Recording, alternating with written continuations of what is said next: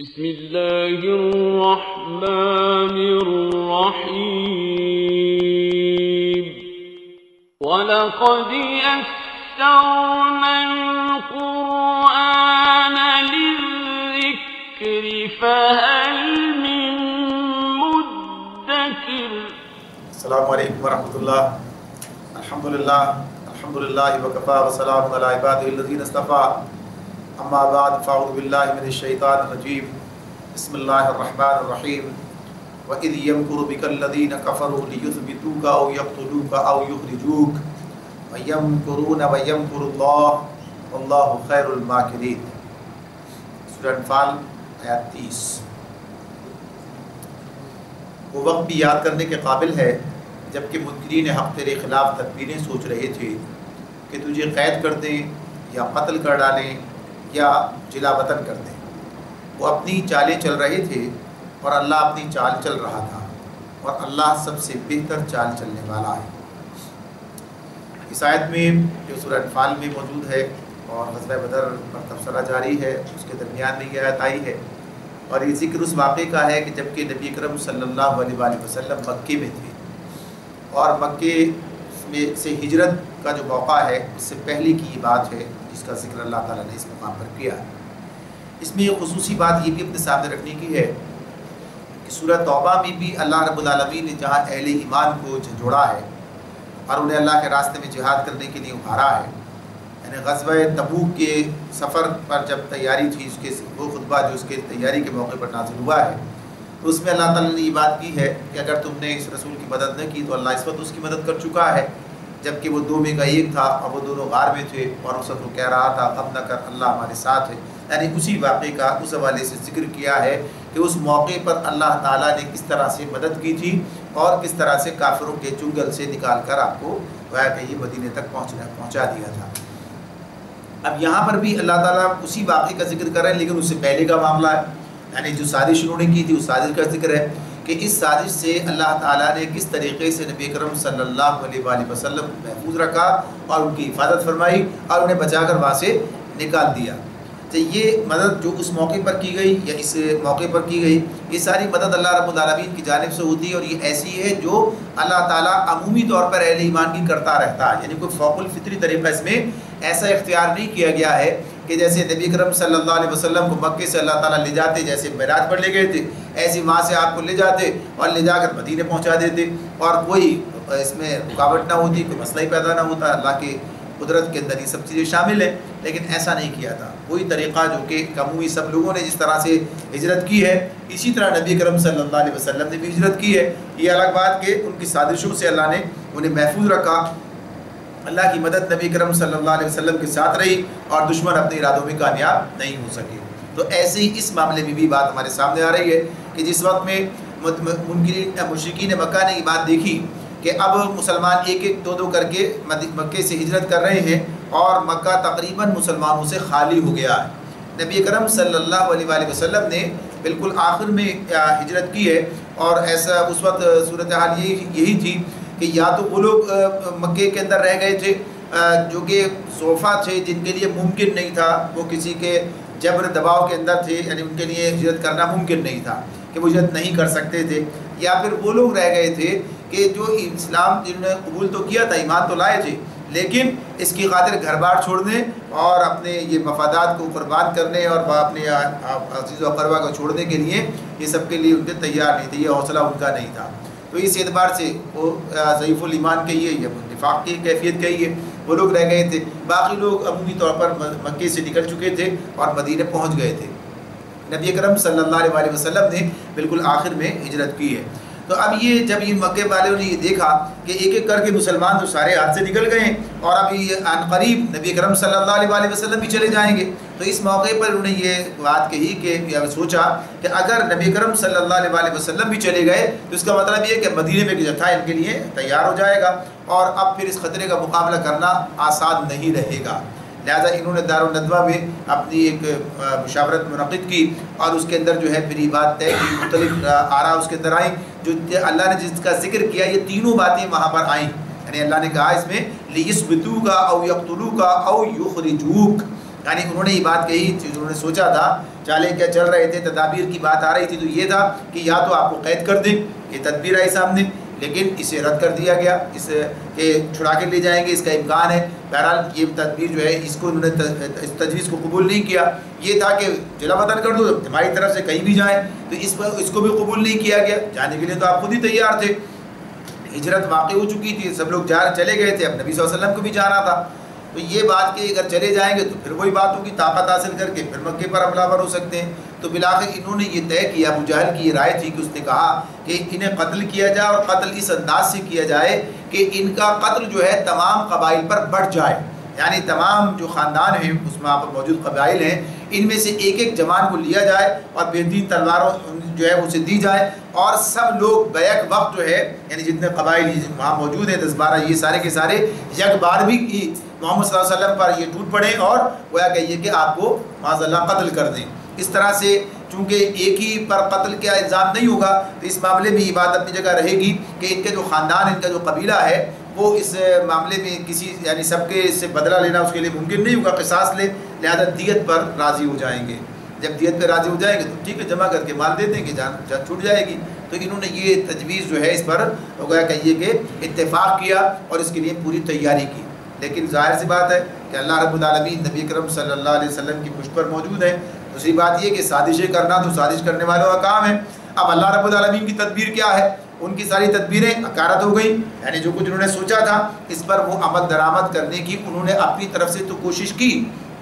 جو سیرت کی کتابوں میں ہمارے سامنے بات آتی ہے کہ انہوں نے نبی اکرم صلی اللہ علیہ وسلم کے گھر کا محاصرہ کر لیا تھا، لیکن اللہ تعالیٰ نے آپ کو بچا کے وہاں سے نکالا، آپ وہاں سے نکلے اور تدبیر بھی اختیار کی۔ حضرت علی رضی اللہ تعالیٰ کو بستر پہ سلا دیا تاکہ لوگ یہ سمجھتے رہے کہ آپ تو اندر سو رہے ہیں، اور بہرحال آپ وہاں سے نکل گئے، اور اللہ تعالیٰ نے آپ کی مدد کی اس موقع پر کہ آپ کے نکلنے کا انہیں پتہ نہ چلا، اور پھر اللہ تعالیٰ نے پھر وہ آگے کی بات ہے کہ غار ثور میں چلے گئے، اس کا ذکر سورۃ توبہ کے اندر آ رہا ہے۔ تو یہاں پر یہ بات بتائی کہ تدبیریں کرنا، سازشیں کرنا، یہ سارے کام کرنا، یہ بہرحال اس کے لیے لوگ آزاد ہیں، کرتے ہیں، لیکن ہر تدبیر کامیاب نہیں ہوتی، اور جب اللہ کے مقابلے پر تدبیر کی جائے پھر تو ظاہر سوال ہی پیدا نہیں ہوتا۔ اللہ کے مقابلے پر آدمی کوئی بھی تدبیر کر لے اس کی تدبیر کارگر نہیں ہو سکتی، اس لیے کہ اللہ کے مقابلے میں کوئی تدبیر بھی انسان کی کارآمد نہیں ہو سکتی۔ جو اللہ کا علم ہے، جو اللہ کی حکمت ہے، جو اللہ کی قدرت ہے، وہ انسانوں کو تو حاصل نہیں ہے۔ انسان تو جو کچھ سوچتا ہے وہ اپنے طور پر کرنا چاہتا ہے، لیکن اللہ اپنی حکمت سے اور اپنے قدرت سے جو چاہتا ہے پھر وہ کام انجام دیتا ہے۔ تو یہاں پر یہ بات کہی واللہ خیر الماکرین، اللہ رب العالمین سب سے زیادہ بہتر چال چلنے والا۔ یہ مکر جو ہے ہمارے اردو زبان کے اندر تو ذرا یہ اس کے منفی معنوں میں استعمال ہوتا ہے، لیکن عربی زبان کے اندر اس کا مطلب یہی ہے کہ کوئی بھی چال چلنا، کوئی بھی تدبیر اختیار کرنا، اور یہ اچھے معنوں میں بھی ہو سکتی ہے اور برے معنوں کے اندر بھی ہو سکتی ہے۔ جیسے آدمی تدبیر کر، اچھی تدبیریں بھی ہیں، بری تدبیریں بھی ہیں۔ تو اللہ رب العالمین کا معاملہ کیا ہے؟ اللہ ظلم تو نہیں کرتا ہے، لیکن ظالمانہ تدبیروں کو اس طریقے سے کاٹ دیتا ہے کہ ظالم منہ دیکھتا رہ جاتا ہے، یعنی اس معاملے میں تو یہ ان کے ساتھ بھی ہوا۔ تو اللہ تعالیٰ اس واقعے کو یہاں پر یاد دلا کر آگے بات پھر کہ یہ جیسے ان کافروں کی تدبیریں مشرکین کی آج ناکام ہو گئی بدر کے میدان کے اندر، ایسے ہی اس سے پہلے بھی ان کی تدبیر ناکام ہو چکی ہے۔ تو اس کا ایک پہلو انہیں یاد دلانا کہ تمہاری ساری سازشیں ناکام، اور دوسری طرف اہل ایمان کو یہ بتانا کہ اللہ کی مدد تو ہر وقت اہل ایمان کے ساتھ ہے۔ جب نبی صلی اللہ علیہ وسلم تنہا تھے تب بھی اللہ نے ان کی مدد کی ہے، آج تو پھر بھی ایک جتھا ہے مسلمانوں کا جو کہ مقابلے کے لیے نکلا ہے مدینے سے اور بدر کے میدان میں، تو اللہ نے اس کی بھی اسی طرح نصرت فرمائی ہے۔ وَإِذَا تُتْلَىٰ عَلَيْهِمْ آيَاتُنَا قالوا قد سمعنا لو نشاء لقلنا مثل هذا ان هذا الا اساطیر الاولین۔ اور جب ان کو ہماری آیات سنائی جاتی تھیں تو کہتے تھے کہ ہاں سن لیا ہم نے، ہم چاہیں تو ایسی ہی باتیں ہم بھی بنا سکتے ہیں۔ یہ تو وہی پرانی کہانیاں ہیں، وہی پرانی باتیں ہیں۔ اس کے بارے میں کہا جاتا ہے کہ نضر بن حارث کا قول ہے کہ نضر بن حارث جو ہے یہ تجارت اور سب کے لیے فارس اور دیگر ملکوں میں جاتا رہتا تھا، تو وہاں سے یہ سب چیزیں گویا کہیے کہ مختلف چیزیں سننے کا موقع ملتا تھا۔ تو اب اس بنیاد پر کیا تھا، بہت سی باتیں ہم نے سن رکھی ہیں، بڑی باتیں ہم نے سنی ہوئی ہیں، تو یہ بھی اسی جیسی بات ہے۔ تو یہ بات تو اپنی جگہ پر موجود تھی کہ اگر ایسی بات ہے تو تم کر کے دکھاؤ، یعنی یہ بات چیلنج اس قرآن مجید کا جو ہے موجود تھا، تو اس کے سامنے بھی یہ بات رہی۔ تو بہرحال کہنا ان کا یہی تھا کہ یہ کوئی پرانی باتیں، کوئی نئی بات اس کے اندر نہیں ہے۔ یاد جب ان سے کہا گیا وَإِذْ قَالُوا اللَّهُمَّ إِنْ كَانَ هَذَا هُوَ الْحَقَّ مِنْ عِنْدِكَ، هو الحق من عندك فامطر علينا حجارة من السماء او ائتنا بعذاب الیم. تو یہ بات اس نے کہی مزید، اور وہ بات بھی یاد ہے جو انہوں نے کہی تھی کہ اللہ اگر یہ واقعی حق ہے اور تیری طرف سے ہے تو ہم پر آسمان سے پتھر برسا دے یا کوئی دردناک عذاب ہم پر لے آ. یعنی مفسرین نے اس کے بارے میں یہ بات بھی کی ہے کہ جب اس سے یہ بات کہی گئی، وہی پرانی باتیں، وہی کہانیاں ہیں جو لوگ پہلے سے کہتے چلے آ رہے تھے، چلو تم بھی یہ کہانی ذرا بنا کر دکھا دو یا انہی سے کوئی نکال کر لے آؤ. تو یہ کام تو ان کے بس میں تھا نہیں، یہ چیلنج تو موجود ہی تھا. تو آپ ملا کر کیا کہنے لگے کہ اللہ اگر یہ تیری طرف سے ہے تو ہم پر آسمان سے پتھر برسا دے. تو یہ کہنا گویا کہیے کہ عذاب کو مانگنا اس انداز سے نہیں ہے، بلکہ اس کہنے کے اندر جو بات ہے وہ کیا کہ ایسا ہوگا نہیں، ایسا ہے نہیں. یعنی یہ بات جو ہے جب آدمی کہتا ہے اگر ایسا ہے تو پھر ایسا ہو جائے، جب وہ ایسا ہو جائے کہہ رہا ہوتا ہے تو فی الواقع اس کے دل میں خیال یہی ہوتا ہے کہ ایسا ہوگا نہیں. یعنی اگر اسے یقین ہو کہ ایسا ہی ہو جائے گا تو ظاہر سی بات ہے کوئی جانتے بوجھتے جو ہے وہ اس طرح کی بات نہیں کر سکتا ہے. تو اللہ رب العالمین کی طرف سے جو مہلت مل گئی تھی، اللہ کی طرف سے جو ڈھیل ملی ہوئی تھی، اس کا یہ غلط مطلب دے رہے تھے اور سمجھ رہے تھے کچھ نہیں ہوگا. اور یہ سب سے باتیں جو کہ ہمارے سامنے بیان کی جا رہی ہیں، اور آج نہیں پرسوں سے یہ باتیں بیان کی جا رہی ہیں. نبی اکرم صلی اللہ علیہ وسلم 13 برس مکے کے اندر رہے، تو لہٰذا وہ اس بنیاد پر یہ سمجھتے تھے کہ شاید یہ سب کہانیاں ہیں اور کوئی نتیجہ وہ جو جس سے آپ خبردار کر رہے ہیں وہ ہمارے سامنے آنے والا نہیں ہے. تو اس اعتبار سے یہ مہلت کا انسانوں نے یعنی غلط کار انسانوں نے ہمیشہ غلط ہی مطلب لیا ہے، اور اس کا فائدہ اٹھانے کے بجائے یہ انہیں مزید گمراہ کرنے کا سبب بن گئی ہے. تو یہ اللہ کا نظام ہے، قدرت ہے اس کی کہ جو جدھر جانا چاہتا ہے اس کے لیے اللہ ویسا انتظام کر دیتا ہے.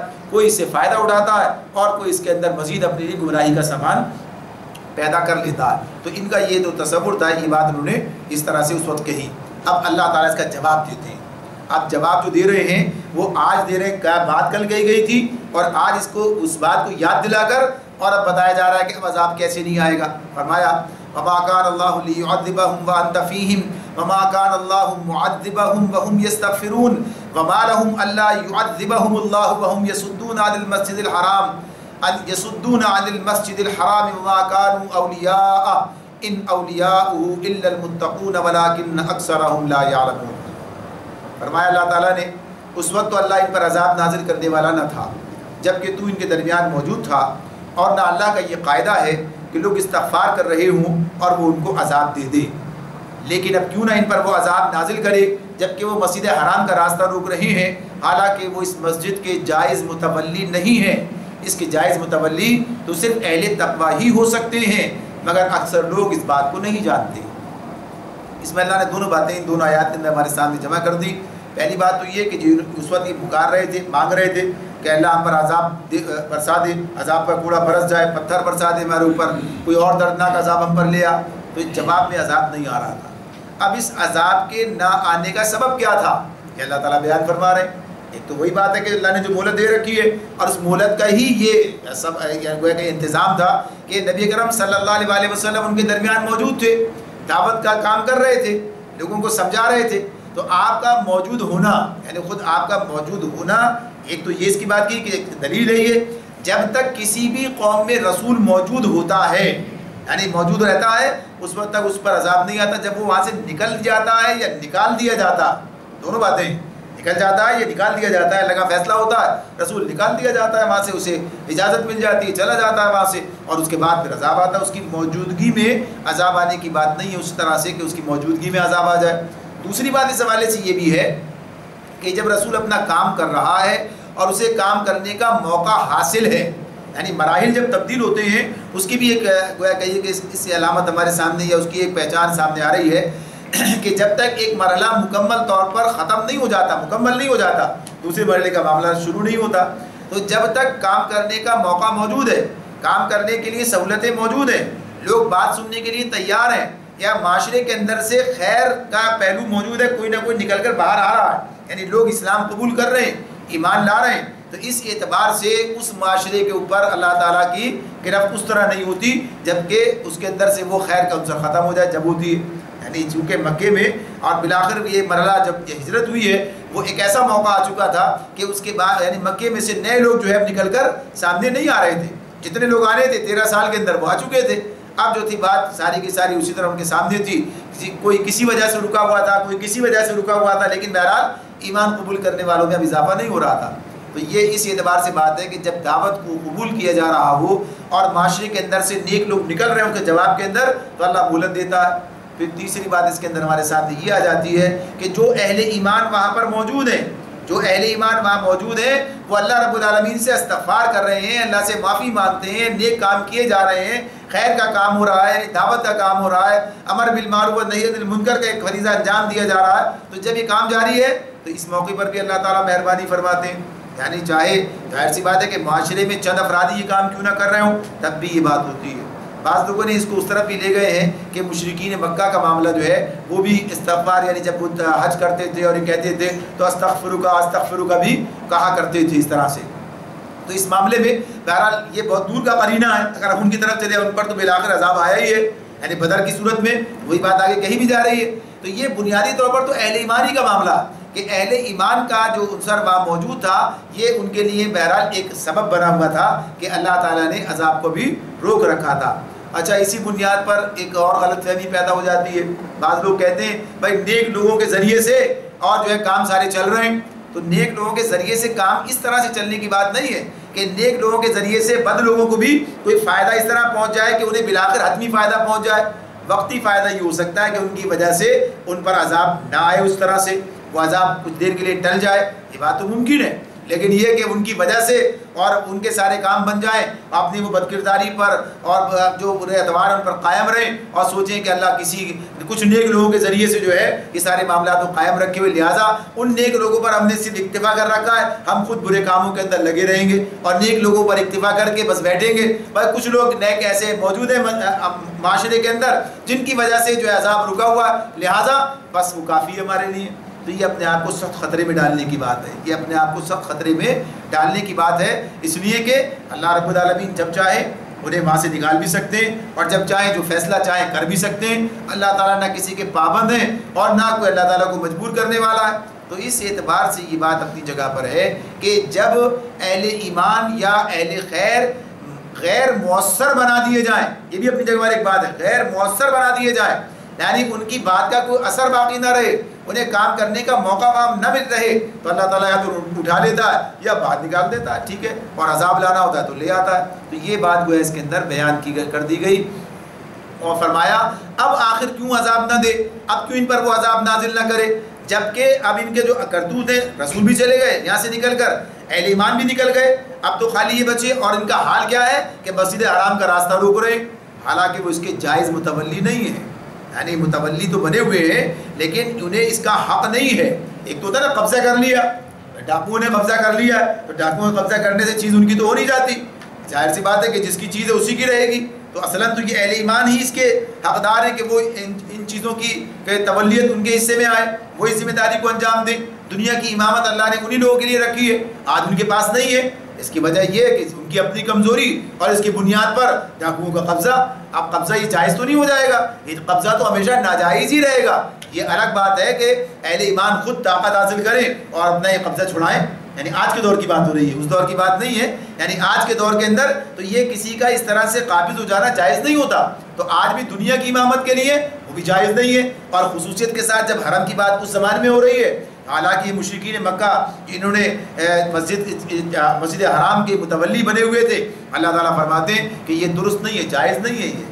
حالانکہ یہ بات ہے کہ بھی اللہ کی طرف سے ہی مہلت ملی ہوئی ہے، ابھی وہ موقع نہیں آیا ہے جب ان سے وہ بالجبر چھین لی جائے، جیسے مکہ فتح ہو گیا، معاملہ ختم ہو گیا۔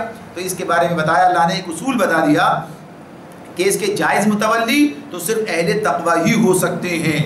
یہاں سے وہ اصول سامنے آ جاتا ہے کہ تمام دینی معاملات کے اعتبار سے اور خصوصیت سے، جیسے مسجد کی بات ہو رہی ہے اور مسجد حرام کی تو خصوصیت اپنی جگہ پر ہے ہی، تمام مساجد کے معاملے میں یہی ہے کہ ان کی تولیت جو ہے وہ نیک لوگوں کے ہاتھوں میں ہونی چاہیے، یعنی اس کے اندر جو ہے خراب لوگ جو ہیں اور گناہ گار لوگ اور یا اللہ کے نافرمان جو ہیں انہیں اس بات کا حق نہیں ہے، اجازت نہیں دی جا سکتی کوئی کام کرے۔ یہ الگ بات ہے کہ قبضہ ان کا ہو جائے، تو اللہ تعالیٰ اس بارے میں کہتے ہیں وَلَٰكِنَّ أَكْثَرَهُمْ لَا يَعْلَمُونَ، لیکن اکثر لوگ یہ بات جانتے نہیں ہیں، یعنی اس بات کو سمجھتے نہیں ہیں کہ کون سا کام کس کے لیے مناسب ہے اور کس کا حق ہے کہ وہ اس کام کو انجام دے.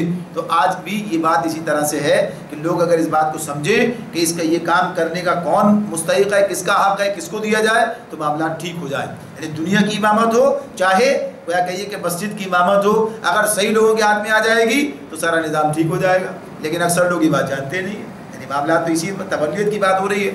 وما كان صلاتهم عند البيت الا مكاء وتصديا فذوقوا العذاب بما كنتم تكفرون. اور جو یہ بڑے نیک نام بنے تو کیا معاملہ ہے, بیت اللہ کے پاس ان لوگوں کی نماز کیا ہوتی ہے, بس سیٹیاں بجاتے اور تالیاں پیٹتے ہیں. یعنی جو عذاب, جو کئی عبادت جس چیز کو سمجھ کے کر رہے ہوتے ہیں, جو رسوم و رواج اختیار کر رکھے ہیں, یعنی صلاۃ کا لفظ اسی کے لیے بھی استعمال ہوا یہاں پر, تو یہ کیا ہے ان کا عمل دیکھو تو سامنے آ جائے گا کہ یہ کیا کس چیز کو عبادت قرار دے رہے ہیں, کیا کام کر رہے ہیں. کھیل تماشا ادھم چوکڑی, یعنی جو سیٹیاں بجانا اور تالیاں پیٹنا کس کام میں ہوتا ہے, آپ کے سامنے یہ, تو اس کو عبادت سمجھ لیا, یعنی صلاۃ یہاں بمانی عبادت ہو گئی. تو یہ جو ہے کہیے کہ نماز, یہ صلاۃ کی بات جو ہے اس میں, تو یہ اس طرح کے طریقے اختیار کر کے سمجھتے ہیں کہ یہ عبادت کر رہے ہیں اللہ کی, تو یہ حماقت ہے اس کا سمجھنا. فذوقوا العذاب بما کنتم تکفرون. بس اب لو اس عذاب کا مزہ چکھو اس انکار حق کی پاداش میں جو تم کرتے رہے ہو.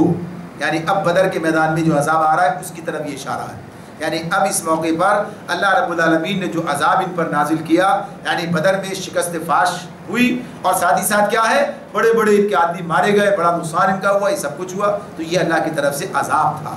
ان الذین کفروا ينفقون اموالهم ليصدوا عن سبیل اللہ فسينفقونها ثم تكون عليهم حسرة ثم يغلبون والذین کفروا الى جہنم یحشرون. اللہ رب العالمین یہ بات ارشاد فرما رہے ہیں کہ جن لوگوں نے حق کو ماننے سے انکار کر دیا ہے وہ اپنے مال اللہ کے راستے سے روکنے کے لیے صرف کر رہے ہیں اور ابھی اور خرچ کرتے رہیں گے, مگر آخرکار یہی کوششیں ان کے لیے پچھتاوے کا سبب بنیں گی, پھر وہ مغلوب ہوں گے, پھر یہ کافر جہنم کی طرف گھیر لائے جائیں گے. یعنی اس اعتبار سے والذین کفروا الی جہنم یحشرون, پھر یہ جہنم کی طرف کھینچ لائے جائیں گے. یہ بات اس میں بیان کی گئی کہ انہوں نے مال خرچ کیے اپنے اللہ سے راستے سے روکنے کے لیے اپنے مال خرچ کر رہے ہیں.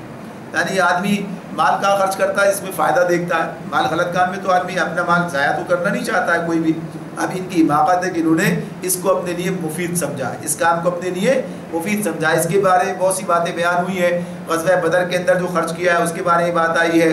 یہ بھی کہ جب غزوہ بدر کے اندر یہ ناکامی ہوئی اور شکست ہوئی تو یہ لوگ کچھ لوگ پہنچے جن کے برسا, جن کے لوگ مارے گئے تھے جو لوگ, ان کے برسا انہیں جا کے ابو سفیان سے کہا تمہارے قافلے کے چکر میں سب ہوا, لہذا اب اس سے انتقام کے لیے اب تم ہماری مدد کرو اور اس میں سے نکالو اور دو. یہاں تک بات کہی گئی ہے اس کے علاوہ تو کہ جب انتقام کا جذبہ اتنا ان کے اندر پیدا ہو گیا تھا کہ وہ سارا جو نفع تھا وہ سب اس کام کے لیے مختص کر دیا گیا تھا کہ بدلہ لیں گے.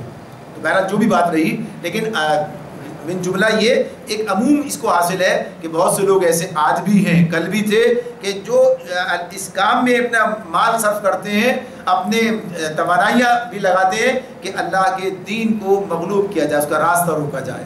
تو یہ کام کر رہے ہوتے ہیں جن کی ساری کوششیں اسی ضمن میں, جو ان کا صرفہ اسی کام کے لیے. تو اس اعتبار سے اللہ تعالیٰ یہ بات بتاتے ہیں کہ یہ لوگ صرف کر رہے ہیں اپنے مال اللہ کے راستے سے روکنے کے لیے. اور پھر کیا فرمایا, ابھی اور خرچ کرتے رہیں گے. یعنی ابھی یہ کام ختم نہیں ہوا ہے, ابھی یہ کام کرتے رہیں گے. حالانکہ ابھی شکست انہیں ہو گئی ہے, مگر اس شکست سے یہ سبق نہیں سیکھیں گے کہ سبق سیکھ لیں اور باز آ جائیں, بلکہ یہ کام جاری رکھیں گے. مگر آخرکار یہی کوششیں ان کے لیے پچھتاوے کا سبب بن جائیں گی. کب بن جائیں گی؟ ایک تو یہ ہے کہ جب بالکل مغلوب ہو جائیں گے, سارا کام مال بھی گیا اور سارا سب کچھ بھی, فائدہ بھی کچھ نہ ہوا. ایک تو پچھتاوے کی بات یہ ہے. دوسری بات یہ کہ جب اللہ کے پاس پیش کر دیے جائیں گے تو پتہ چلے گا اپنا مال کہاں لگایا, اپنا وقت, اپنی صلاحیتیں کہاں لگائیں, پچھتاوا ہی پچھتاوا ہے. تو اس کی بات بھی ہے. تو اسی نے کہا کہ پھر یہ کافر جہنم کی طرف گھیر لائے جائیں گے. لِيَبِيزَ اللَّهُ الْخَبِيثَ مِنَ الطَّيِّبِ وَيَجْعَلَ الْخَبِيثَ بَعْدَهُ عَلَى بَعْضٍ فَيَرْكُمَهُ جَمِيعًا فَيَجْعَلَهُ فِي جَهَنَّمَ أُولَٰئِكَ هُمُ الْخَاسِرُونَ. پھر اللہ تعالیٰ تاکہ یہ جہنم کی طرف سمیٹ کر لائے جائیں گے. اس کے بعد کیا, تاکہ اللہ گندگی کو پاکیزگی سے چھانٹ کر الگ کرے اور ہر قسم کی گندگی کو ملا کر اکٹھا کرے, پھر اس پرندے کو جہنم میں جھونک دے. یہی لوگ اصل دیوالیے ہیں, اصلی دیوالیے یہی لوگ ہیں. یعنی ان کا معاملہ کیا ہے؟ ایک طرف تو یہ جو بات کی اس کے اندر کہ یہ جو لیمیز اللہ الخبیث من الطیب ویذر الخبیث، یعنی طیب اور خبیث کو اللہ تعالیٰ الگ الگ کرے، یعنی اس معاملے میں ایک بات تو یہ اپنی جگہ پر ہے کہ گندگی کو پاکیزگی سے الگ کر دے، تو گندگی کی پاکیزگی سے الگ کرنے۔ اب یہ ایک تو خبیث اور طیب کا جو لفظ ہے، ایک تو اسی ظاہر خبیث کسے کہتے ہیں؟ ناپاک کو خبیث کہتے ہیں، ردی، خراب، بیکار، اور اگر حلال کے مقابلے میں کہا جائے تو حرام، یعنی اس اعتبار سے۔ اور طیب کیا ہے؟ عمدہ، اچھا، بہتر اور پاک، حلال، یعنی تو یہ خبیث اور طیب دونوں مد مقابل ہیں، تو اس اعتبار سے اللہ تعالیٰ کہتے ہیں ان کو الگ کر دے، خبیث کے ساتھ خبیث اور طیب کے ساتھ طیب، یعنی یہ معاملہ جو ہے تو خبیث چاہے مال کے اعتبار سے کہا جائے کہ خبیث مال خبیث راستے میں ہی صرف ہوگا، خبیث معاملات کے اندر ہی، یعنی وہ سب اکٹھا ہو جائے گا، طیب کے راستے میں جائے گا، یہ الگ ہو جائے گا۔ اگر لوگوں کے بارے میں کہا جائے تو لوگ طیب کے ساتھ ہوں گے، خبیث کے ساتھ ہوں گے، اللہ سب کو الگ اس طرح سے کر دیتا ہے۔ یہ معاملہ جو ہے ایک جو کشش کی بات کہی ہے کہ کشش ہوتی ہے ایک دوسرے کے لیے، خبیث کے لیے خبیث میں کشش ہے اور طیب کے لیے طیب میں کشش ہے، یعنی اس کو ہم دیکھتے بھی ہیں کہ ایک آدمی جو نیک حلال کماتا ہے کہاں خرچ کرنا چاہتا ہے؟ حلال ذرائع میں، یعنی حلال راستوں میں خرچ کرنا چاہتا ہے، اسے وہی رغبت ہوتی ہے، اور جو حرام کماتا ہے حرام کے راستے میں خرچ کرنے کے چکر میں رہتا ہے، ایسے ہی راستے اختیار کرتا ہے، ایسے ہی کام کر رہا ہوتا ہے۔ ایسی اچھے لوگ جو ہیں اچھے لوگوں سے نسبت رکھتے ہیں، برے لوگ برے لوگوں میں بیٹھنا پسند کرتے اور وہیں ان کا دل لگتا ہے۔ جیسی بات پیچھے گزری تھی کہ جس میں اللہ نے کہا تھا کہ جس کا دل، جس کو اللہ ہدایت دینے کا ارادہ کرتا ہے اس کے سینے کو اسلام کے لیے کھول دیتا ہے، ان کا دل وہی لگتا ہے، ادھر ہی جاتے ہیں، ادھر یہ دوسرے جو ہیں ان کی جان نکلتی ہے ایسے کاموں کے اندر۔ تو یہ اللہ کا ایک نظام ہے، جیسے کہ آج یہ ہم دیکھتے ہیں آج کی دنیا میں یہ بات ہمارے سامنے ہے کہ دنیا کا سارا نظام یہ کشش پہ قائم ہے، یعنی کشش ہے، تو ہر چیز کے اندر یہ ہے، تو یہاں اس کے معاملے میں بھی اللہ نے اس طرح رکھا، تو اس اعتبار سے بات ہے۔ اور پھر یہ آخرت کے حوالے سے جہنم میں تو سارے خبیثوں کو جمع کرے گا جہنم میں، اور طیب کہاں ہے؟ سارے کے سارے جنت میں جمع کر دے گا وہاں انہیں۔ تو یہ جو جمع کرنے کا عمل ہے تو اس اعتبار سے الگ الگ کر کے یہاں دنیا کے اندر بھی ان کی صحیح و جہد الگ راستے میں، اور آخرت میں بھی طیب جنت کے اندر اور خبیث جہنم کے اندر۔ تو اس اعتبار سے بات بیان کی، اور اولئک هم الخاسرون کہہ کر یہ بات بیان کر بتا دی کہ جب وہاں پہنچ کر پتہ چلے گا خسارے میں کون رہا۔ یہاں تو یہ ہو سکتا ہے، اس کا امکان ہے کہ انسان آخری وقت تک اپنے آپ کو صحیح سمجھتا رہے اور سمجھے کہ میں نے تو صاحب اس کے راستے میں اپنی قوم کے لیے جان دے دی، اپنے آپ کو اس راستے میں تباہ برباد کرتے ہوئے سمجھے کہ میں نے تو بڑا نام کما لیا، لیکن آخرت میں پتہ چلے گا کہ اپنی ساری صحیح و جہد کس راستے میں صرف کی، نتیجہ یہاں کیا سامنے آ رہا؟ اصل خسارہ وہاں سامنے آ جائے گا۔ فرمایا قل للذین کفروا ان ینتہوا یغفر لهم ما قد سلف وان یعودوا فقد مضت سنت الاولین۔ اے نبی ان کافروں سے کہو کہ اگر اب بھی باز آ جائیں تو جو کچھ پہلے ہو چکا اللہ اس سے درگزر فرما لے گا، لیکن اگر یہ اسی پچھلی روش کا اعادہ کریں گے تو گزشتہ قوموں کے ساتھ جو کچھ ہو چکا ہے وہ سب کو معلوم ہے۔ یعنی ابھی تو تمہارا آغاز ہے، ابھی تو معاملات اس طرح کہ پہلی سزا ملی ہے، بدر کے اندر پہلی سزا ملی تھی، اب تو سزا کا سلسلہ شروع ہونے والا ہے۔ تو یہ بات یاد رکھو کہ اگر تم باز نہ آئے تو پھر نتیجہ کیا نکلے گا؟ جیسے پچھلی قومیں مکمل طور پر مٹا دی گئی، ایسا بھی ہو سکتا ہے، یعنی یہ کام بھی اس طرح بھی ہو سکتا ہے، سزا کی مختلف نوعیتیں ہو سکتی ہیں۔ تو یہاں پر اس اعتبار سے یہ بات انہیں بتائی جا رہی ہے، کہا جا رہا ہے کہ راستہ آج بھی اللہ نے کھول رکھا ہے کہ اگر باز آ جاؤ تو جو کچھ تم نے کیا، یہاں تک کہ تم بدر میں اللہ کے دشمن بن کر اور دشمنی کرتے ہوئے لڑنے کے نہیں آئے، اللہ کے رسول سے اور اہل ایمان سے اللہ کے دین کے مقابلے پر آئے، اس سب سے بھی جو ہے درگزر کر لیا جائے گا، اس سب کو بھی معاف کر دیا جائے گا۔ شرط کیا ہے؟ کہ تم باز آ جاؤ، باز آنے کی یعنی ایمان لانے کی بات ہے۔ اور یہ بات اپنی جگہ پر اس طرح ہے کہ اللہ تعالیٰ کا یہ فضل ہے کہ اس نے یہ توبہ کا راستہ کھول رکھا ہے اور پلٹنے کا راستہ انسان کے لیے آخری وقت تک باقی رکھا ہے۔ ایک حدیث کا مفہوم اس طرح ہمارے سامنے آتا ہے جس میں اللہ کے رسول نے فرمایا کہ قاتل و مقتول دونوں جنت میں، جیسے جہنم کی بات سامنے آتی ہے قاتل و مقتول جہنم میں وہ الگ مضمون ہے، تو یہاں کیا بات ہے؟ قاتل و مقتول دونوں جنت کے اندر۔ اب یہ قاتل و مقتول جنت میں کیسے ہیں دونوں؟ تو اس کے بارے میں بتایا کہ جب کسی نے قتل کیا، یعنی حالت ایمان میں کسی شخص کو قتل کیا، کفر کے اندر رہتے ہوئے، یعنی کافروں کے طور پر کفر کی طرف سے لڑتے ہوئے آئے اور مومن کو شہید کر دیا، تو مومن تو چلا گیا جنت کے اندر، اور اس نے بعد میں اسلام قبول کر لیا، اور اسلام قبول کر کے یہ بھی اللہ کے راستے میں گویا کہیے کہ اس نے جان دی، شہادت پائی، یا ویسے اللہ کے راستے میں رہی۔ ایمان تو تمام پچھلے گناہوں کو اللہ تعالیٰ نے اس کی بخشش کا ذریعہ بنا دیا ہے. ہمارے سامنے کئی نام آتے ہیں اس کے. وحشی جو صحابی رسول ہیں، ان کے بارے میں انہوں نے کیا، یہی تھے جو حمزہ رضی اللہ تعالیٰ عنہ کے قاتل ہیں، لیکن بعد میں اسلام قبول کر لیا. ہندا جو ابو سفیان کی بیوی ہے، یعنی انہوں نے ان کی ایما پر، یعنی یہی تو تھی کلیجہ چبانے والی ان کا، لیکن بعد میں اسلام کو اللہ نے توفیق دے دی، اسلام قبول کر لیا. اسلام قبول کر لیا تو سارا معاملہ ختم ہو گیا.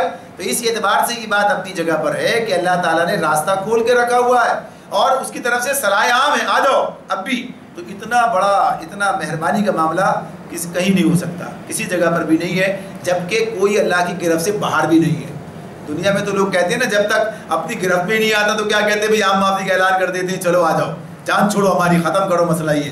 لیکن ظاہر سی بات ہے جب گرفت میں آ جائے اس کے بعد یہ بات نہیں ہوتی. اللہ کی گرفت سے تو کوئی باہر ہی نہیں ہے. تو اللہ تعالیٰ تو پھر بھی یہ راستہ کھول کے رکھتا ہے کہ جو چاہے واپس آ جائے، یعنی اسلام کی طرف آئے، اللہ اپنے گناہوں سے معافی چاہے، اسلام قبول کرے، اللہ تعالیٰ اس کے پچھلے گناہوں کو معاف فرما دے گا.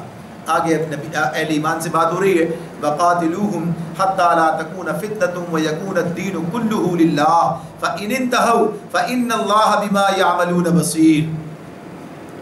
فرمایا اللہ تعالیٰ نے اے ایمان لانے والو، ان کافروں سے جنگ کرو یہاں تک کہ فتنہ باقی نہ رہے اور دین پورا کا پورا اللہ کے لیے ہو جائے. پھر اگر وہ فتنے سے رک جائیں تو ان کے اعمال کا دیکھنے والا اللہ ہے. وَإِن تَوَلَّوْا فَاعْلَمُوا أَنَّ اللَّهَ مَوْلَاكُمْ نِعْمَ الْمَوْلَىٰ وَنِعْمَ النَّصِيرُ.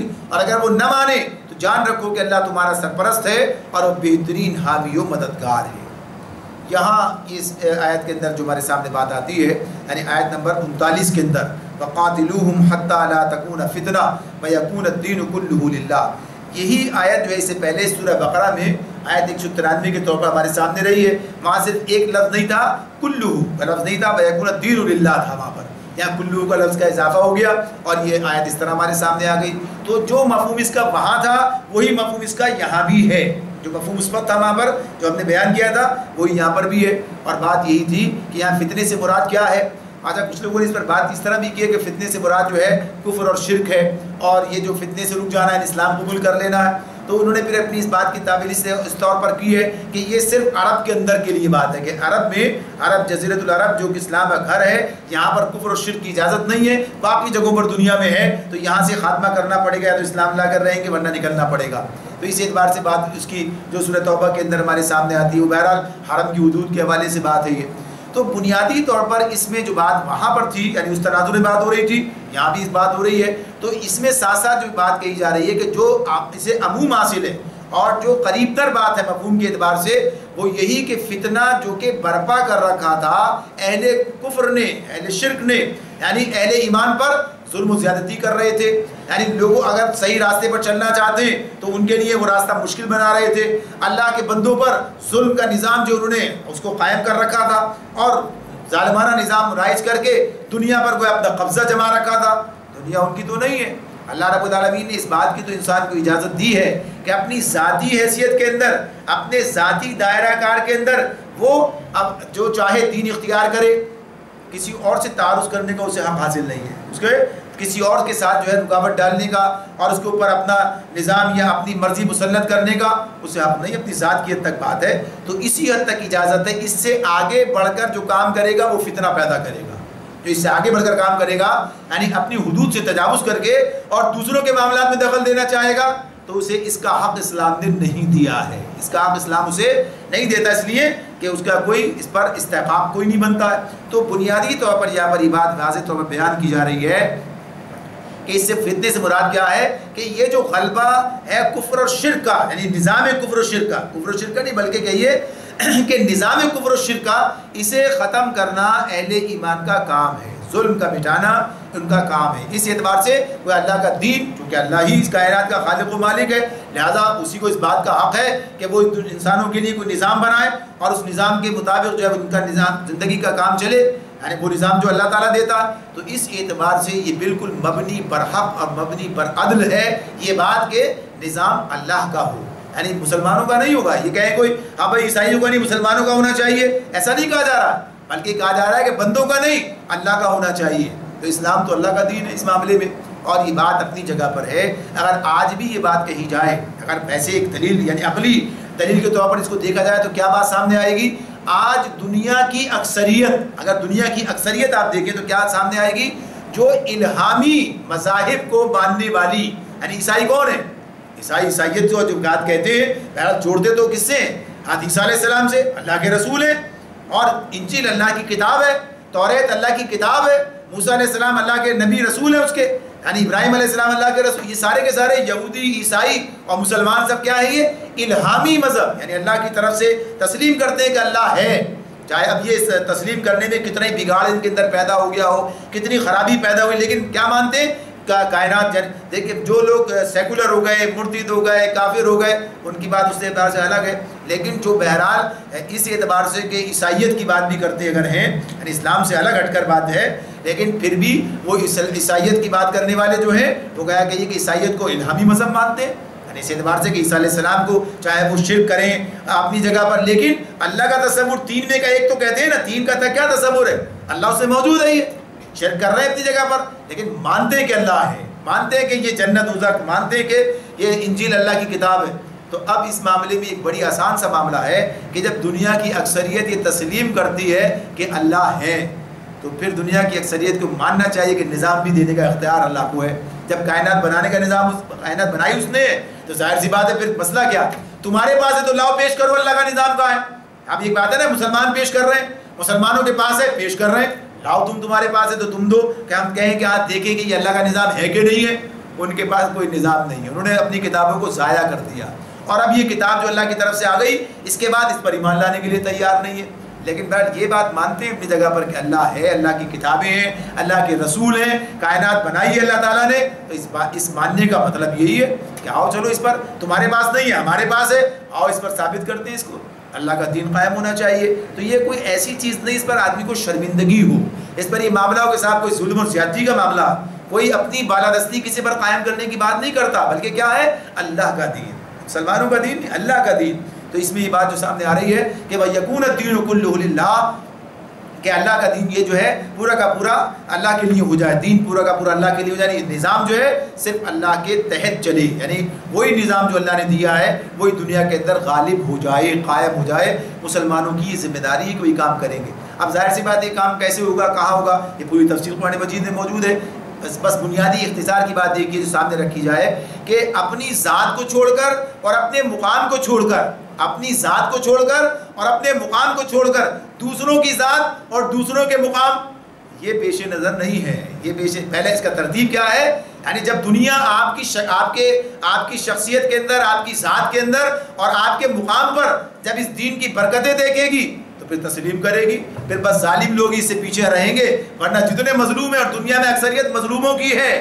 دنیا کے اندر چاہے جس طرح سے بھی ظلم ہو رہا ہو، بعض مظلوم تو ایسے ہوتے ہیں کہ اس ظلم کو ظلم سمجھتے ہی نہیں ہے. ظلم ہو رہا ہوتا ہے، مظلوم ہوتے ہیں، مگر اسی کو سمجھتے ہیں ٹھیک ہے یہ سب کچھ ہے. خواہش نفس نے انہیں اس طریقے سے اس طرف ڈال دیا. بعض غلامی کے اندر خوش ہوتے ہیں، یعنی انہیں آزادی کی قیمت دینے کے لیے ان کا نفس آمادہ نہیں ہوتا.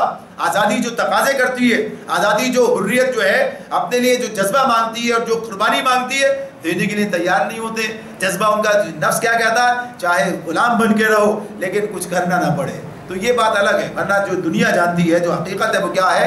وہ یہی کہ حریت فکر اور معاملات ساری چیزیں. تو اس حیثیت سے دیکھیں تو دنیا میں اکثریت مظلوموں کی ملے گی، چاہے اپنے کیے ہوئے ظلم کو اس طرح سمجھتے بھی نہ ہوں. تو غرض یہ کہ اللہ رب العالمین کا دین اسی حوالے سے، اسی اعتبار سے ہے کہ یہ دین نافذ و قائم ہو. اور اس کا طریقہ کیا ہے؟ اپنی ذات اور اپنے مقام، اور اس کے بعد پھر دنیا کے سامنے اس کا نقشہ، دعوت، اور پھر یہ عمل. دعوت کے راستے میں جو رکاوٹ بنے گا پھر وہاں ہے کہ آدمی جو ہے گویا کہ یہ کہ پھر کشمکش ہے اور پھر طاقت کا استعمال، سب چیزیں. لیکن جب تک یہ رکاوٹ نہیں ہے، بات اسی طرح جیسے بات کرنے کا انداز ہے، طریقہ ہے. جیسے ملک کے اندر جب ہمارے بات کرنے کی اجازت موجود ہے، بات کرنے کا موقع موجود ہے، کام کرنے کے راستے موجود ہیں، تو اب مسئلہ کام نہ کرنے کا ہے، کام نہ کرنے کا ہے. دینی عناصر جو لوگ دین کو اپنا مطمع نظر قرار دیتے ہیں، اقامت دین کی بات کرتے ہیں، ان کی اپنی ذاتی کمزوری یہ ہے کہ ان کی ذات کے اندر دین کا مکمل نمونہ سامنے نہیں آتا. وہ دین کو اس طریقے سے دنیا کے سامنے پیش کرنے سے ابھی تک قاصر ہے کہ اسے پوری طرح سے ان کے سامنے مبرہن کر دیں، واضح کر دیں. جیسا کہ نبی اکرم صلی اللہ علیہ وسلم نے مکے والوں پر اللہ کے دین کو قائم کر دی واضح کر دیا تھا، اور مدینے آنے کے بعد اس معاشرے کو ان کے سامنے رکھ دیا تھا کہ جس کو دیکھ کر لوگوں نے کہا کہ واہ یہ تو مکارم اخلاق کی تعلیم دیتے ہیں، اور یہ تو جو مذموم اخلاق ہیں ان سے لوگوں کو منع کرتے ہیں۔ تو اس معاملے میں اس اعتبار سے اسلام خود اپنے اندر اتنی طاقت رکھتا ہے، اتنی کہیے کہ کشش رکھتا ہے، اور اس کے اندر جو اتنی خوبیاں ہیں کہ لوگ سمٹ کر اس کی طرف آئیں گے، جیسے مقناطیس کی طرف لوہا سمٹ کر آتا ہے، تو یہ چیز اپنی جگہ موجود ہے۔ تو یہ کوئی ایسا مشکل اور ایسا کام نہیں کہ لوگ سوچیں بھائی ایسا کیسے ہوگا، پوری دنیا میں اللہ کا دین غالب کرنے کی بات کرنے کا مطلب تو سب کو جو ہے چیلنج کر کے اور اس طریقے سے مشتعل کر دینا ہے۔ یہ بات اس بنیاد پر ہے کہ ان حالات میں کریں گے تو لوگوں کی سمجھ میں بات نہیں آئے گی، لوگ یہ سمجھیں گے نہیں کہ ہم کہنا کیا چاہتے ہیں۔ ہم اپنے دین کی بات نہیں کرتے، ہم اپنے نظام کی اپنی بالادستی کی بات نہیں کرتے، ہم اللہ کے دین اور اللہ کے نظام کی بالادستی کی بات کرتے ہیں، اور سارے کے سارے اللہ کے بندے ہیں، اور اللہ سب پر مہربان ہے، سب کے لیے اس نے جتنا حقوق اور جتنی آزادیاں رکھی ہیں۔ تو جو لوگ اسلام جنہوں نے قبول نہیں کیا تھا، ایران کے اور اس کے مختلف جو ممالک کے جو فتح کیے مسلمانوں نے، انہوں نے کہا کہ آزادی تو ہمیں اب ملی ہے، ہم سمجھتے تھے یہ قبضہ کیا ہے، بلکہ انہوں نے تو ہمیں تو ہے کہ یہ غلامی سے نکالا۔ تو جب اسلام کی صحیح تصویر سامنے آئے گی تو پتہ چلے گا کہ اسلام مثلاً ہے کیا۔ تو اللہ تعالیٰ پھر آگے یہ بھی کہتے ہیں کہ اگر یہ رک جائیں فتنے سے، یعنی اپنے حد کے اندر رہیں، ٹھیک ہے نا، ان کے بحال پر چھوڑ دو، زبردستی کسی کو مسلمان بنانا یہ پیش نظر ہی نہیں ہے، ورنہ اللہ خود یہ کام کر لیتا۔ لیکن وَإِن تَوَلَّوْا، اگر وہ فتنے سے نہ رکے، باز نہ آئے، تو پھر کیا ہے؟ پھر خوب اچھی طرح جان لو کہ اللہ تمہارا سرپرست، ان اللہ مولاکم، اپنا کام کرتے مولاکم۔ یہ جو کہا اللہ تمہارا سرپرست، اس کا مطلب کیا ہے؟ لگے رہو، ڈٹے رہو، جمے رہو اپنے کام پر، اور کرو اپنا کام پورا جو اللہ نے تمہارے سپرد کیا ہے۔ نعم المولا و نعم النصیر، بہترین ہے وہ حامی و مددگار۔ تو اس اعتبار سے اس بات کو یہاں پر واضح کر دیا کہ ہمارے سامنے کہ اللہ رب العالمین اہل ایمان کا سرپرست ہے، اہل ایمان کا مددگار ہے۔ شرط یہ ہے کہ وہ اپنی ذمہ داری پوری کریں، اور ذمہ داری کو بھی اس مقام پر واضح کر دیا ہے۔ اللہ تعالیٰ ہمیں سمجھنے، عمل کرنے، اس کے تقاضے پورے کرنے کی توفیق عطا فرمائے۔ وآخر دعوانا ان الحمد للہ رب العالمین۔